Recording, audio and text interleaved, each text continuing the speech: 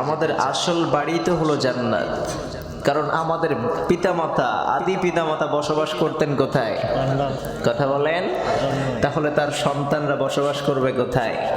কারণ পৈতৃক সূত্রে কেনা আছে আমাদের জান্নাত, ঠিক কিনা? কারণ আমার আদি পিতা বসবাস করতেন কোথায়? জান্নাতে। বাবা যদি জান্নাতে বসবাস করে, সন্তানরা কি জাহান্নামে বসবাস করবে? পৃথিবীতে পাঠিয়েছে কে? দুঃখ দিয়ে, কষ্ট দিয়ে, কাউকে সন্তান দিয়ে, কাউকে সন্তান না দিয়ে, কাউকে ইজ্জত দিয়ে, কাউকে ইজ্জত হরণ করে, আবার কাউকে ক্ষমতায় বসিয়ে, আবার কাউকে ক্ষমতা থেকে ছিন্ন করে, কাউকে টাকা দিয়ে, কাউকে গরিব বানিয়ে, কাউকে ধনী বানিয়ে পরীক্ষা করে কে?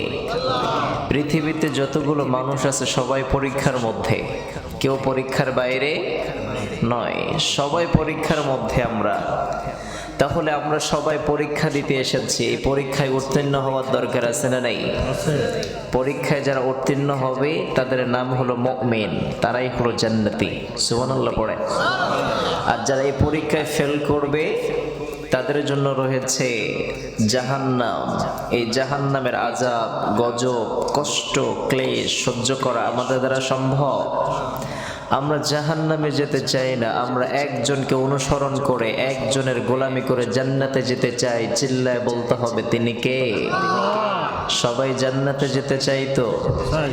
আল্লাহ কবুল করুক, পড়ে না আমিন। আমরা জাহান্নামে যেতে চাই না, কারণ জাহান্নামে কষ্টের কোনো শেষ আর জান্নাতে শান্তির কোনো শেষ। এজন্য আল্লাহ তাআলা বললেন, তোমাদের সামনে দুইটা পথ ওপেন করেছে, একটা হচ্ছে ফারিকুম ফিল জান্নাহ, দ্বিতীয় নাম্বার হচ্ছে ওয়াফারিকুম ফিস সাঈর। একটা হলো জান্নাতের রাস্তা, আর একটা হলো জাহান্নামের রাস্তা। ইচ্ছা করলে বান্দা জান্নাতের রাস্তায় যেতে পারবে, কোনো বাধা নাই। আবার ইচ্ছা করলে বান্দা জাহান্নামের রাস্তায় চলবে, কোনো বাধা। এই ইখতিয়ার আপনাকে আমাকে দিয়েছে একজন, তিনি কে? কোনটা সঠিক কোনটা ভুল এটার বোঝার শক্তি আছে না নাই? কথা বলেন। এখানে যদি আমি ধরি সবাই মুহাদ্দিস সাহেব, কারণ কোন ব্যক্তিটা জানে না যে ঘুষ খাওয়া হালাল নাকি? কথা বলেন। ঘুষ খাওয়া কি? সুদ খাওয়া, জিনা করা, ব্যভিচারী, অন্যায়, পাপাচার, জুলুম, টেন্ডারবাজি, ইয়াবাখোর, গাঞ্জাখোর সব কি?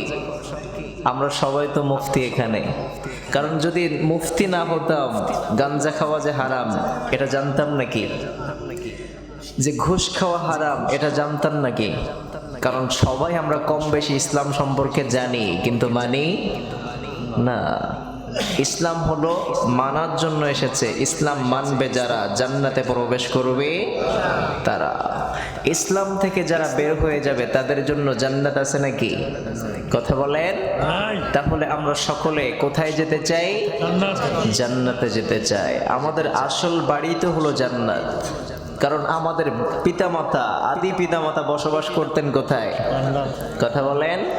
তাহলে তার সন্তানরা বসবাস করবে কোথায়? কারণ পৈতৃক সূত্রে কেনা আছে আমাদের জান্নাত, ঠিক কিনা? কারণ আমার আদি পিতা বসবাস করতেন কোথায়? জান্নাতে। বাবা যদি জান্নাতে বসবাস করে, সন্তানরা কি জাহান্নামে বসবাস করবে? তাহলে আমাদের বাবাকে অনুসরণ করে সাইয়েদনা আদম যেমন জান্নাতে বসবাস করেছেন, আমরাও জান্নাতে যেতে চাই। চিল্লায় বলেন ঠিক কিনা? এজন্য জান্নাতে যেতে হলে দুনিয়ায় যত অন্যায় আছে এগুলো করতে হবে। কথা বলেন, বর্জন করতে হবে।